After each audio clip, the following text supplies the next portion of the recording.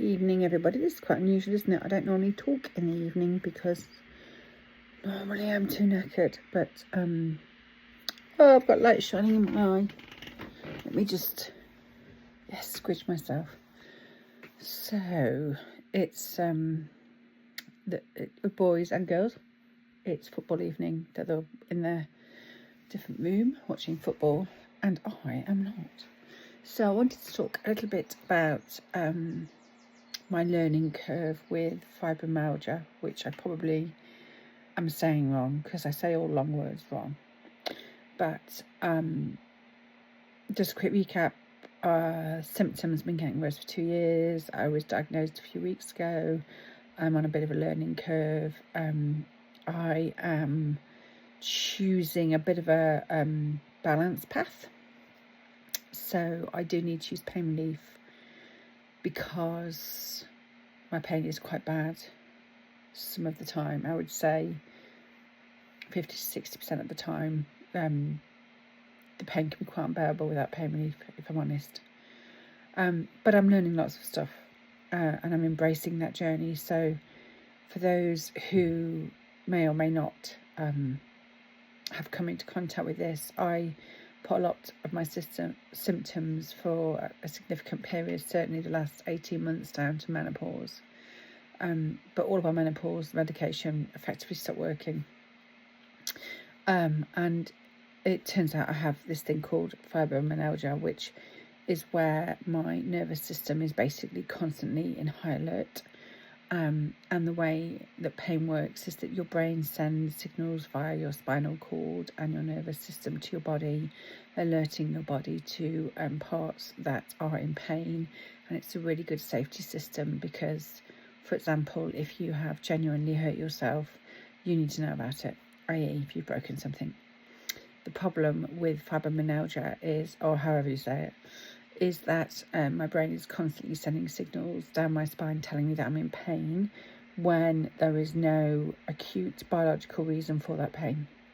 It is, it's not life-shortening, it's not terminal, but it is chronic, and the pain is the pain is really, really real. So my symptoms are always a constant cramps, pins and needles in my hands and arms, really tight tension and cramps, very severe cramps in my shoulders, and banging headaches, a lot of banging headaches. And the pain then moves, particularly at night. I tend to get a lot of pain in my legs, particularly in my knees. And it's kind of background noise. It kind of keeps me semi-awake at night. I would say on a pain score out of 10, most days at the minute I'm around a 5 or 6. If I have a flare-up, I would say an 8 or 9. And here is what I am learning, because I very much view this as a learning curve, that the pain medication kind of works. But if I have a flare-up, the pain's so bad it doesn't completely take it off. But I think for me, what I am learning is one of the best and most proactive ways to live with this condition is actually the way I live my life. So what are my triggers? So anxiety and high cortisol levels are a really, really big trigger, as well as emotional upset. So in actual fact, overall, what I would say is anything that takes me out of balance is a trigger. So I've learned, I have been working quite hard to try and get my fitness back. Always been quite a big fitness freak, had fitness injuries, have adopted more sustainable type fitness practices, such as I do weightlifting, resistance training. Weightlifting sounds very grand, doesn't it? I don't lift the most enormous weights in the world. You know, I'm not an Olympic weightlifter. I just do some resistance training in a gym twice a week. I've always been a big swimmer since I was like 4 years old. I've been in a swimming club of some kind. So, but now I don't do that kind of competitive masters drill training swimming.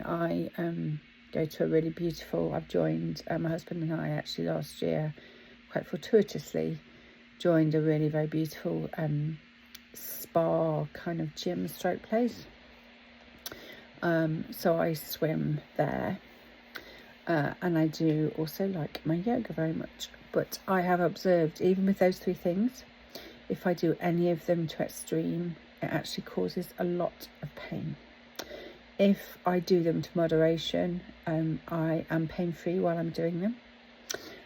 But I do have to ensure that when I finish whatever my exercise session is, so swim, yoga, my weight training, I do have to ensure that I have rest time afterwards. And that's a really good combination. I am hugely grateful for the place we go to. It actually has a sleep room, a slumber room, can you believe?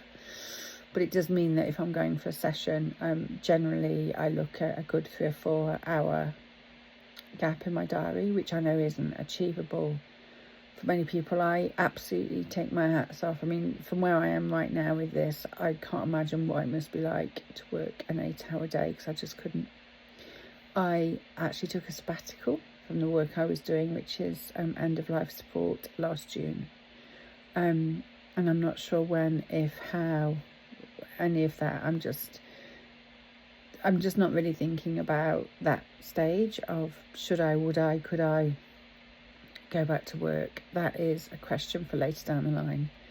My main priority at the minute is finding a more sustainable way to live where I'm not in so much pain, because the pain can be nauseating, it can be horrendous, and I really have to watch it.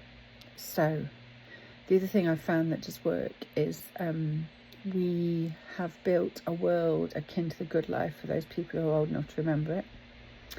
And being out in our garden, the veg plot, chicken areas with my dogs, just pottering in the garden, doing light gardening. I'm very blessed. I do have a delightful young chap who comes once a week, because many years ago, gosh, about 12 years ago now, I was just so overwhelmed with this place. I cannot tell you. I mean, my kids were really quite young then. It was so physically demanding, it was untrue. We brought some extra land when we bought our little peasant's cottage. We brought some extra land, and it was wasteland, and we never had the money to have a designer or teams or anything like that, and it was just built bit by bit. And that's how I found my love of sustainable living and recycling and upcycling, because it was driven by need. We couldn't afford anything else, and now it is driven by choice, because it's just such a lovely thing to do. So I find that being in nature, pottering in the garden, is really, really therapeutic. But I do probably every hour, I would say, I would sit down with a cup of tea and just pause. I would also say that no matter what, every afternoon I go for a lay down. Sometimes I sleep, sometimes I don't. If I've done exercise, I will always sleep. I will always have at least an hour's sleep after the exercise that I've done. And I find that does absolutely, the combination of moderate exercise, not pushing myself too hard. So as a swimmer, the other week, I've been building my fitness back up in the pool. The other week, I'm like, oh, great, I'm getting back to my swim fitness of old. I thought, you know what, I'll do 1,500 meters today. Bearing in mind, I suppose when I was training, this isn't to brag or anything, it's just context. It just is. I might do between 2 and 3K. And there will be some really quite brutal drills in there that I'd be doing. After 1,500 meters, the cramps, literally, as I was getting out of the pool, the cramps were starting in my body. And I went to lay down in the slumber room, and I actually basically tossed and turned for about an hour and a half, because the pain was so bad, and I had to take some quite heavy painkillers. So there was a real lesson for me there. 1,500 meters is just too much for me right now. So the next time I got in the pool, I dropped down to 1K, 1,000 meters, and it was much more manageable. And I did have to lay down afterwards for maybe half an hour to an hour, I can't remember now, but I wasn't whacked by the pain. So moderation is really, really important, I'm finding, for me. Same with yoga. I love my yoga, but the other week I did a yoga workshop, which was amazing, but it was a 3-hour workshop, of which about 2 hours was yoga, kind of building to quite heavy stuff, inversions and so forth. And, you know, before I'd even left the class, the pain had kicked in. Raging headache, raging cramps, a sensation of burning in my arms. You know, I literally had to come home and go to bed for the rest of the day. So again, anything that is extreme, is pushing my body too hard, putting my body into a state where the cortisol level will go up, really bothers me. So moderation in all things, having a rest, whether it be sleeping or just laying down for at least an hour in the afternoon, is really key.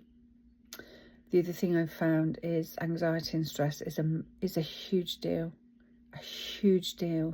and I really have to work really hard on managing that.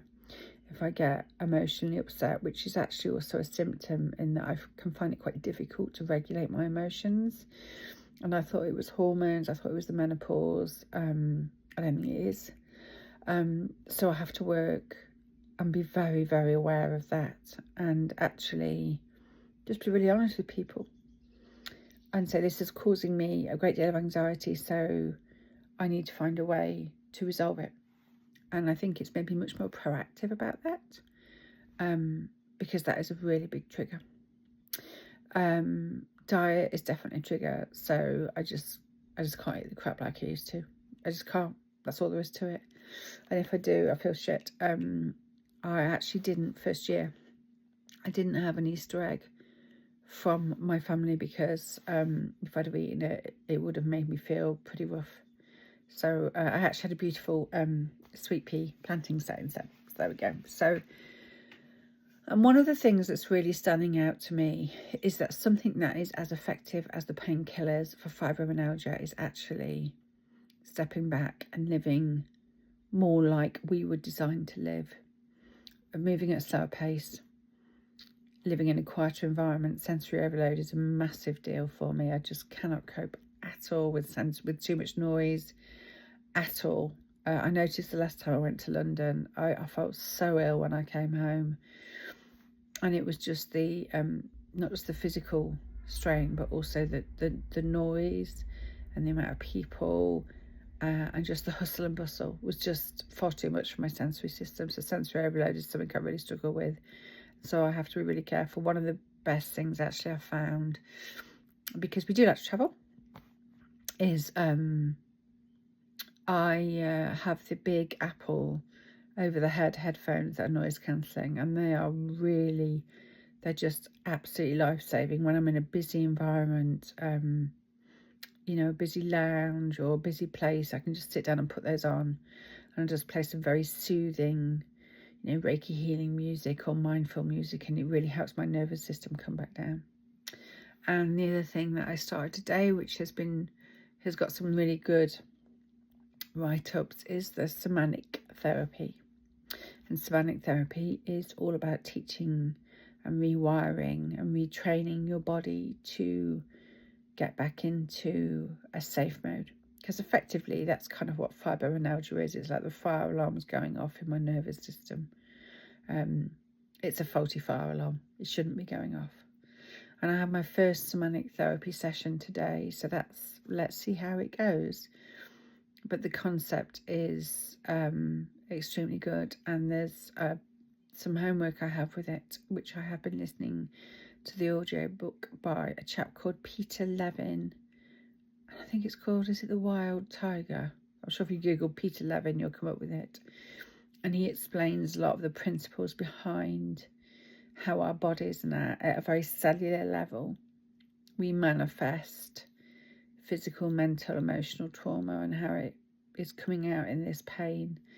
And I think another person that's been really transformational for me is a guy called Gabor Mate, and he talks about how trauma actually, again, results in physical pain.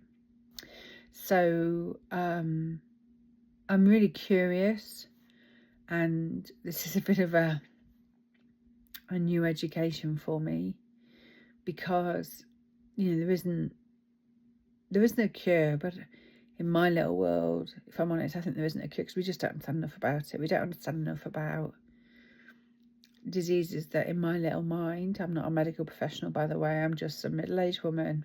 I say not just, I'm a middle-aged woman who is learning lots about what the aging process means and is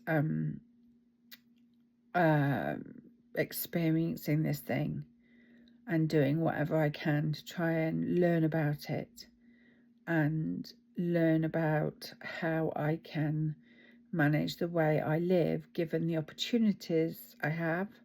You know, all any of us can ever do is play the hand we're dealt.